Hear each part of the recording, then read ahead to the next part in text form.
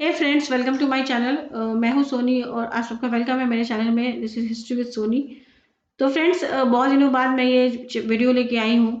और जैसा कि आप सब जानते हो कि आपके एग्जाम के डेट आ गए हैं और आप लोग के फीडबैक मुझे मिल रहे थे बहुत पहले से कि आप लोग एनसीईआरटी की बुक्स पे बेस्ड वीडियोस देखना चाहते हो। तो आज मैंने ये शुरुआत की है इस सीरीज की और उम्मीद करती हूँ कि आप लोग का सपोर्ट रहा तो मैं आगे इस सारे सीरीज को कंप्लीट हम लोग करेंगे, सारे लेसन्स को, सारे बुक्स को कवर अप करेंगे। तो फ्रेंड्स, चलिए शुरू करते हैं आज का वीडियो। तो फ्रेंड, जैसा कि आप सब देख सकते हो कि आपको एनसीईआरटी की बुक्स जो आप पढ़ते हो, बहुत लोगों के पास ये किताबें हैं और कुछ लोगों के पास नहीं भी हैं। तो आपको टोटल 9 बुक्स 6 to 12 तक आपको कवर अप करनी होती है और इन्हीं बुक्स को हम लोग कवर अप करने वाले हैं इस पूरे सीरीज में। और आगे बहुत सारे वीडियोस आपको मिलने वाले हैं। तो जो लोग मेरे चैनल पे नए हैं और उन्होंने चैनल को अभी तक सब्सक्राइब नहीं किया है तो सब्सक्राइब कर लीजिए, ताकि मेरे आने वाले सारे वीडियोस जो कि इस टॉपिक से रिलेटेड हैं और आगे भी बहुत सारे टॉपिक से रिलेटेड हैं वो आपको इजीली अवेलेबल हो जाए। तो आज हम लोग डिस्कस करेंगे फ्रेंड्स क्लास 6 की, क्योंकि यहाँ से शुरुआत कर रहे हैं। क्लास 6 की बुक से हम लोग डिस्कस करना शुरू करेंगे और वन बाय वन सारी किताबों को और सारे चैप्टर्स को देखेंगे। मेरा मकसद रहेगा कि सारे books one by one discuss करूँ, साथ साथ एक एक चैप्टर से जो इम्पोर्टेंट चीज़ें आपके पॉइंट एग्जाम के पॉइंट ऑफ व्यू से है इम्पोर्टेंट, उनको आपके साथ डिस्कस करो। ठीक है फ्रेंड्स, तो बात करते हैं पहले चैप्टर की कि पहले चैप्टर में आपको क्या पढ़ना है। तो जैसा कि मैंने बताया कि 6 क्लास की बुक है और बिल्कुल बेसिक वाले क्वेश्चन जो बच्चों के मन में उठते हैं, क्या, कब, कहाँ और कैसे, इन पे बेस्ड ये चैप्टर है। और इसमें इन्हीं सारे क्वेश्चंस के आंसर दिए गए हैं, समझाने की कोशिश की गई है। तो ये एक क्वेश्चन था जो कि आप लोगों ने देखा होगा, ये जिनके पास भी बुक है, ये चैप्टर के बाद में जो क्वेश्चन देते हैं बच्चों को सॉल्व करने के लिए, उनसे जुड़ा हुआ क्वेश्चन है। इन क्वेश्चन को भी डिस्कस करूंगी। थोड़े से मैप्स हम लोग देखेंगे आज के वीडियो में और थोड़े इंपॉर्टेंट फैक्ट्स को देखेंगे। सबसे पहले हम लोग डिस्कस करते हैं कि ये पहला जो चैप्टर है उसमें इम्पॉर्टेंट क्या है जो आपको हेल्प करेगा। क्योंकि आप लोगों को पता ही है कि एनसीईआरटी का कॉन्सेप्ट केवल नेट के लिए नहीं, सेट के लिए नहीं, बल्कि कोई भी एग्जाम हो जिसमें आपका सब्जेक्ट हिस्ट्री है, एनसीईआरटी के कंटेंट की बहुत ज़्यादा वैल्यू है और लर्नर्स जरूर इसको पढ़ते हैं। इस किताब को बोलते हैं ना कि बेसिक किताब है ये। तो सबसे पहले इसमें यात्राओं के बारे में दिया गया है कि भाई यात्रा करना कैसे शुरू किया मनुष्य ने। पहले जब वो आखेट और संग्रहण उस जीवन जीता था, जो मतलब वो पूरा पाषाण काल की बात हो रही है, स्टोन एज की बात हो रही है, जब मनुष्य एक घुमक्कड़ जीवन जीता था और उसका जीवन का कोई उद्देश्य नहीं था, ना वो कृषि करता था, कुछ भी नहीं करता था, तो एक जगह से दूसरी जगह जाता था। तो यात्राओं का ये बेसिक रूप है। बाद में धीरे धीरे जैसे जैसे डेवलप हुआ, उसकी यात्राएं व्यापार से जुड़ने लगी, बाद में राजनीतिक कारणों से जुड़ने लगी। तो ये सब कुछ इन्होंने बताया है कि यात्रा कैसे शुरू हुई है, यात्रा करना मनुष्य ने कैसे शुरू किया है। पांडुलिपियों के बारे में, पांडुलिपि और अभिलेख जो कि बेस है हमारे एंशियंट इंडियन हिस्ट्री का, क्योंकि ये सोर्सेस में आते हैं पुरातत्व। तो ये सारे सोर्सेस पे डिपेंडेंट इन्होंने फैक्ट्स डिस्कस किए हैं किताब में। मेरा काम है कि इन सारे टॉपिक से जो इम्पोर्टेंट चीजें हैं वो आप तक मैं पहुंचाऊं। सो मैंने किया है। आज हम लोग पेपर चैप्टर 1 डिस्कस करेंगे और नेक्स्ट वीडियो में चैप्टर 2 होगा, जिसमें अगर हो सके तो एक वीडियो में कंप्लीट हो जाएगा तो अच्छी बात है, और नहीं तो उसको फिर 2-3 वीडियो में उसको कंटिन्यू करेंगे। लेकिन मेरी कोशिश यही रहेगी कि धीरे धीरे ही सही हम लोग सारे फैक्ट्स को कवर अप कर ले। इतिहासकार मतलब कि इतिहास की रचना कैसे हुई है। इतिहासकार का मतलब है कि इतिहास को जो आकार प्रदान करता है, क्योंकि इन सारे फैक्ट्स को कलेक्ट करके एक इतिहास लिख के हमें एक किताब के थ्रू समझाना, ये इतिहासकार का काम है। तो बेसिकली इतिहासकार के बारे में इंफॉर्मेशन है, सोर्सेस के बारे में इंफॉर्मेशन है, अज्ञात लिपि का अर्थ निकालना। क्योंकि आप लोग को पता है कि बहुत सारी ऐसी लिपियां हैं, जैसे हड़प्पा की लिपि जो भी तक पढ़ी नहीं जा सकी है, चित्रात्मक लिपि जो मिस्र में पाई जाती थी। तो थोड़े से इनसे जुड़े इंपॉर्टेंट फैक्ट्स हैं, कुछ इंपॉर्टेंट शब्दावलियां हैं, उसको हम लोग डिस्कस करेंगे। तो चलिए शुरू करते हैं। आते हैं पहले वाली स्लाइड पे, जिसमें ये क्वेश्चन था कि आपको ये डिस्कस करना, आपको ये बताना था, इनको सुमेलित करना था सही। नर्मदा घाटी, मगध, गारो पहाड़ियां और सिंधु तथा इसकी सहायक नदियां और गंगा घाटी। तो आपको ये डिस्कस करना है, बताना है कि सही सुमेलित करना है किसके साथ कौन सा जोड़ा होगा। तो आप चाहो तो वीडियो को पॉज कर सकते हो और इसका आंसर दे सकते हो। फिलहाल मैं इसका आंसर दे देती हूँ।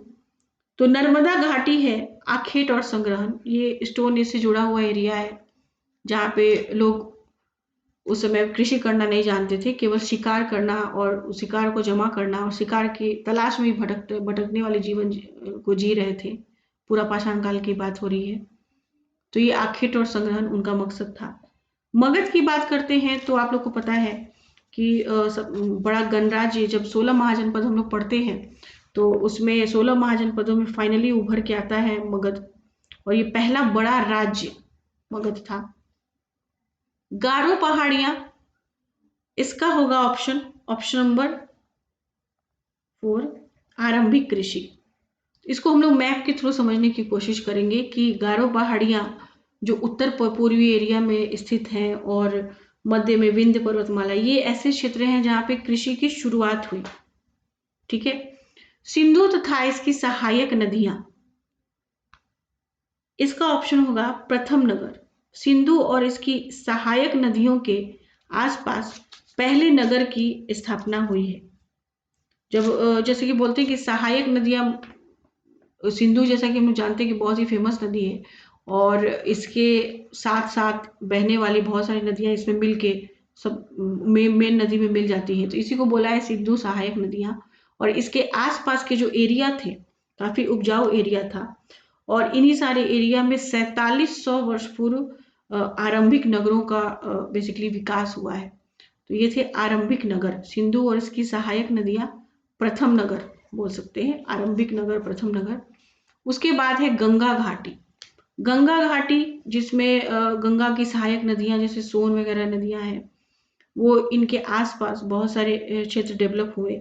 तो इसका टाइम पीरियड है गंगा और उसकी सहायक नदियों और समुद्र के तटवर्ती इलाकों में नगरों का विकास हुआ है तकरीबन 2500 वर्ष पूर्व। ठीक है।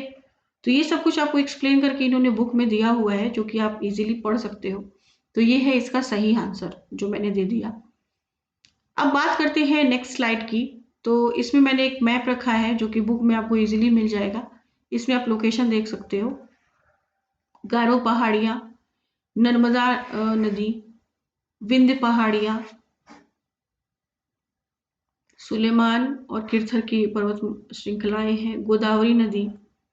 तो ये सब कुछ भी मैप समझना बहुत इंपॉर्टेंट है। मैप ऐसा नहीं है कि केवल ज्योग्राफी वाले स्टूडेंट के लिए ज़रूरी है।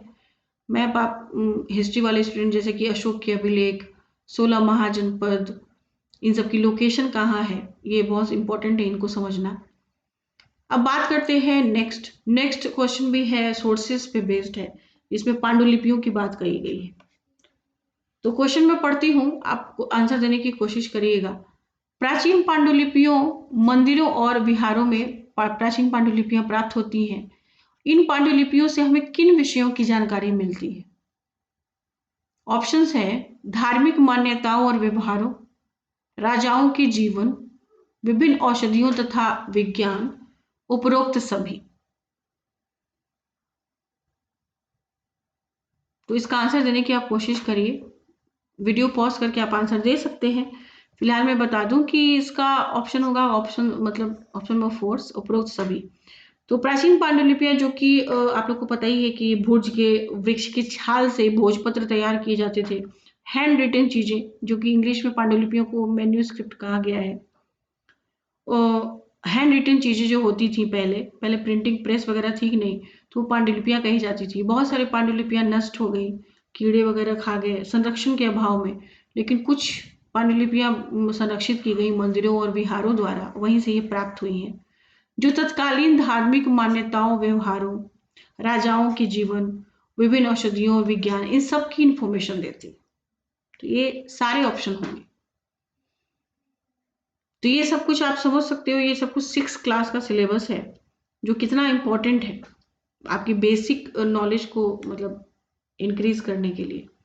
एक शब्दावली मिली है लिपि के समझ से जुड़ी, अज्ञात लिपि के अर्थ निकालने से जुड़ी एक शब्दावली थी कारतूस, जो मैंने पहले के वीडियोस में भी आपसे शेयर किया है।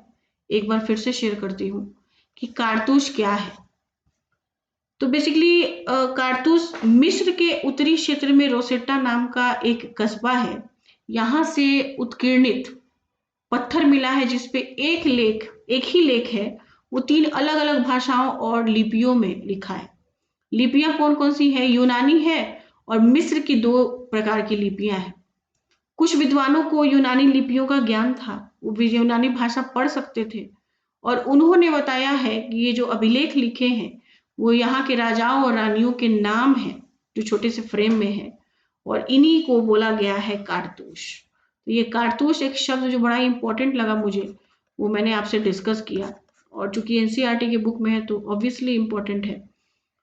सो यही सब कुछ है पेपर लेसन 1 में क्लास 6 की बुक में। नेक्स्ट वीडियो में मैं लेसन 2 आपसे डिस्कस करने वाली हूँ। तो मेरे लिए बड़ा इंपॉर्टेंट है कि आपके फीडबैक मिले कि आपको ये वीडियो कैसा लगा। आगे भी इस तरीके की वीडियोस मैं लाऊं या ना लाऊं, अपने क्वेश्चंस फीडबैक आप मुझे कमेंट सेक्शन में दे सकते हो। आज की वीडियो में इतना ही है फ्रेंड्स, तो मिलते हैं नेक्स्ट वीडियो में। Okay, bye bye everyone.